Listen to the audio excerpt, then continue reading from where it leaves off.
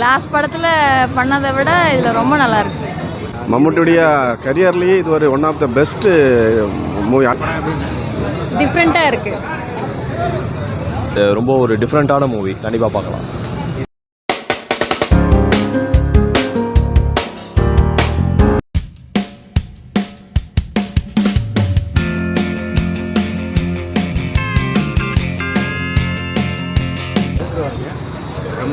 நல்லா இருந்துச்சு ப்ரோ.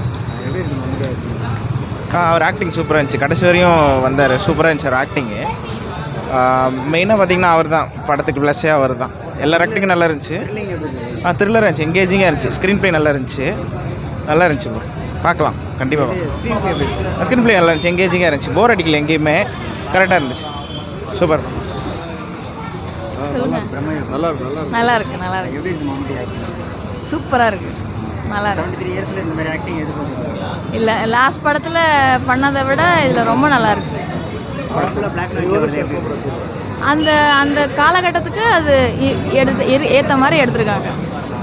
17ல் இல்லை 17th செஞ்சுரியில் எப்படி பிளாக் அண்ட் ஒயிட்டில் இருக்கோ அதே மாதிரி எடுத்துருக்காங்க. இல்லை போர் அடிக்கல. வேற லெவல்.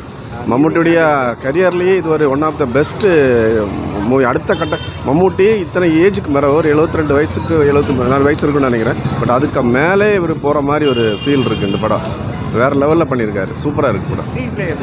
ஸ்க்ரீன்ல வெண்டாஸ்டிக், சூப்பராக இருக்குது. கேமரா சொல்லணும், சூப்பராக இருக்குது. கேமரா ஆர்ட் டைரக்டர் சூப்பராக பண்ணியிருக்காரு.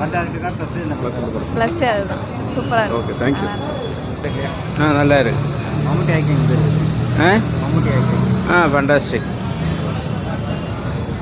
நல்லா டிஃப்ரெண்ட்டாக இருந்தது. சூப்பராக இருந்தது. எஃபெக்ட்ஸு எல்லாமே அதே மாதிரி தான் பண்ணியிருந்தாங்க. நல்லா இருந்தது. ரொம்ப ஒரு டிஃப்ரெண்ட்டான மூவி, கண்டிப்பாக பார்க்கலாம். எல்லாமே சூப்பராக இருந்தது. எல்லாமே சூப்பராக இருக்குது. Must watch in theatres. சூப்பராக இருக்குது. நல்லா இருக்குது படம். ஒரு ஆக்டிங்லே பெஸ்ட்டு எப்பயுமே. இது இந்த படத்தில் நல்லா இருக்கு. இன்னும் அது ஹாரர் மியூசிக்கு எல்லாமே வந்து சூப்பராக இருக்கு. நல்லா இருக்கு. டிஃப்ரெண்ட்டாக இருக்கு.